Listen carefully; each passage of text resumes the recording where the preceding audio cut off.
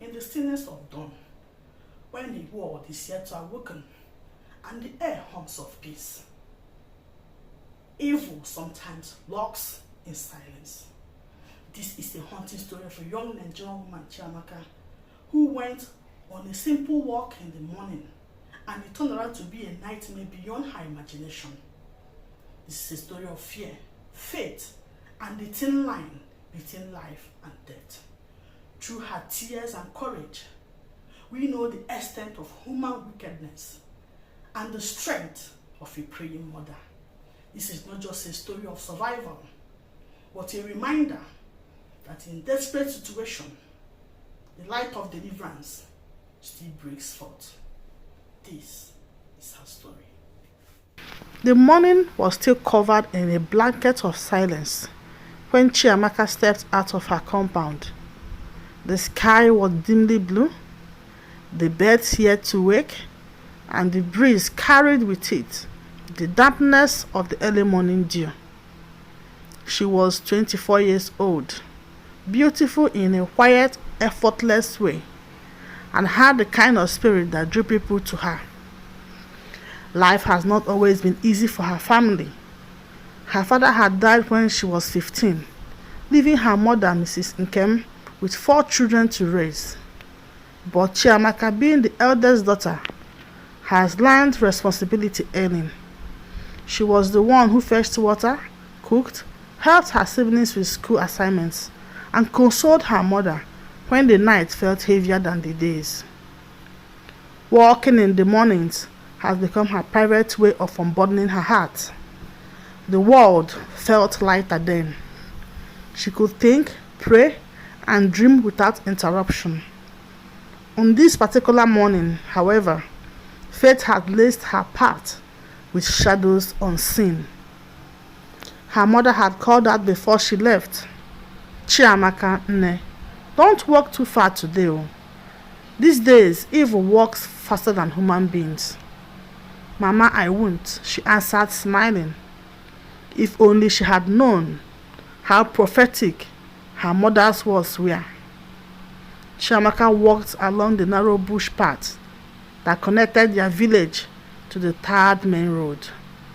She loved the scent of wet earth and the whispering sound of leaves brushing against one another.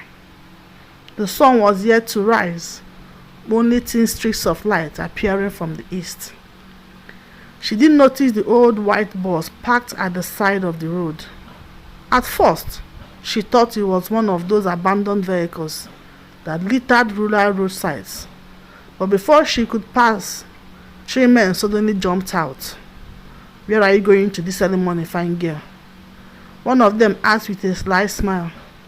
Her heart skipped, but she tried to keep her composure.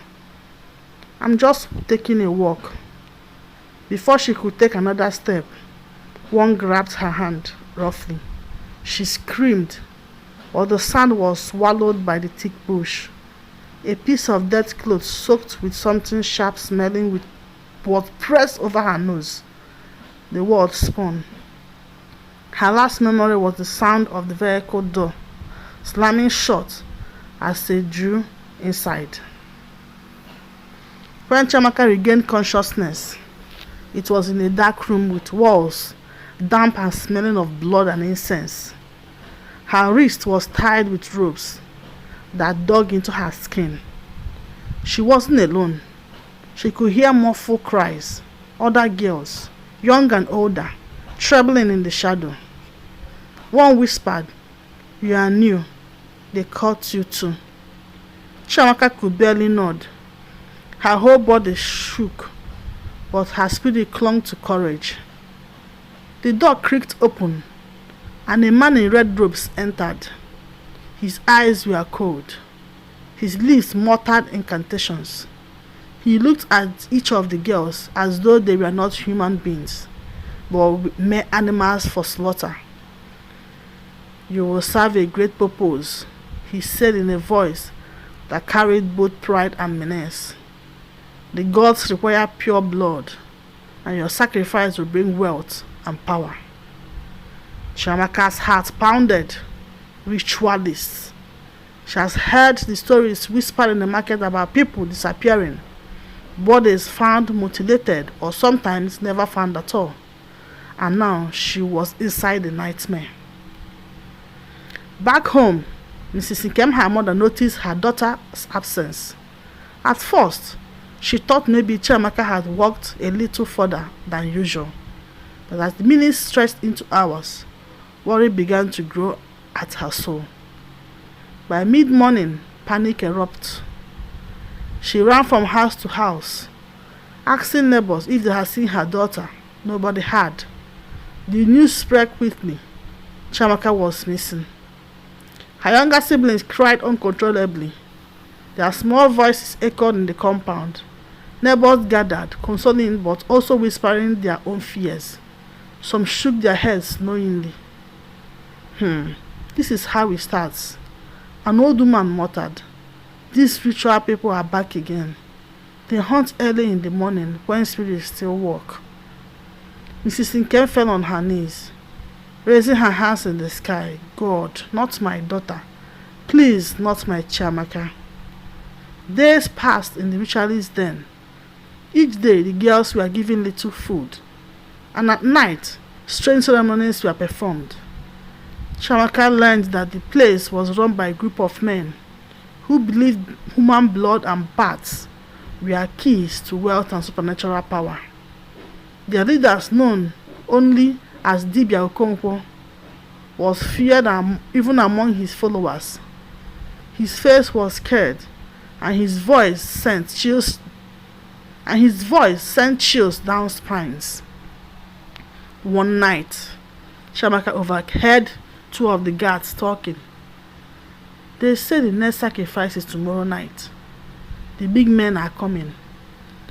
Her blood froze. Tomorrow might be her last day. But within her, something refused to bow. She remembered her mother's face, her siblings' laughter, her late father's voice telling her to always fight for life. I will not die here, she whispered to herself. Meanwhile, in the community, the youths gathered. News of Chiamaka's disappearance had angered them. She was known to everyone as kind, respectful, and hardworking.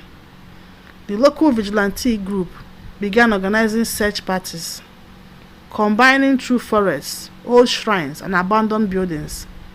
But the ritualists were careful, hiding their den deep in the heart of the forest, guarded by charms and traps.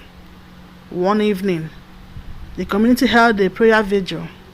The church compound overflowed with people, candles flickering in the dark. Songs of lamentation rose into the night, calling on God to bring justice. Among the crowd, Mrs. Nkem prayed with every tear in her body. She saw visions of her daughter's face and refused to believe death had swallowed her. The following night, drums echoed inside the ritual house.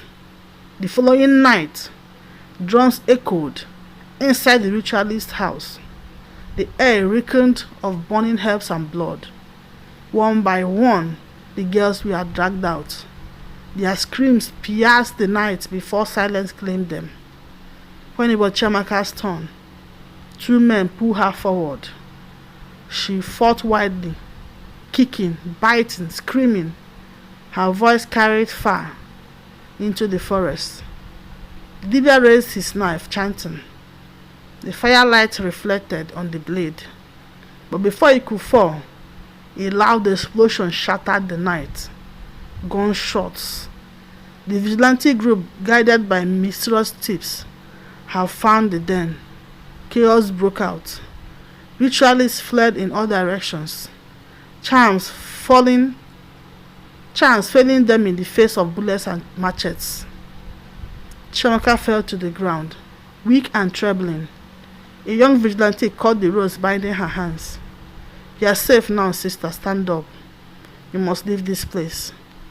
She could barely walk, but adrenaline pushed her forward. She and the other surviving girls were rushed out as the vigilante set the ritualist house ablaze. Flames roared into the sky, consuming the wickedness within. By morning, the police arrived. arresting those caught alive. The leader, Dibia Okonkwo, managed to escape, but his reign of terror has been broken. When Chiamaka returned to the village, the entire community gathered to welcome her.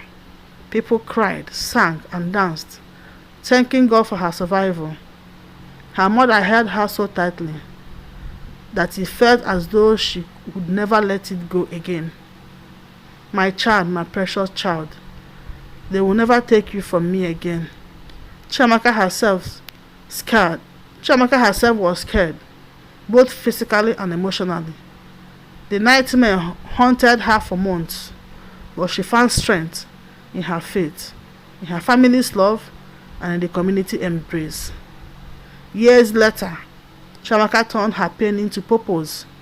She began an organization dedicated to protecting young women, educating communities about ritual killings, and working with security forces to track down those who prey on the innocent. Her story became a beacon of hope. People would say, remember Chiamaka, the one who survived the ritualist. God truly saved her for a reason. And indeed, she lived her life as a testimony that even in the darkest forest, light can still find a way.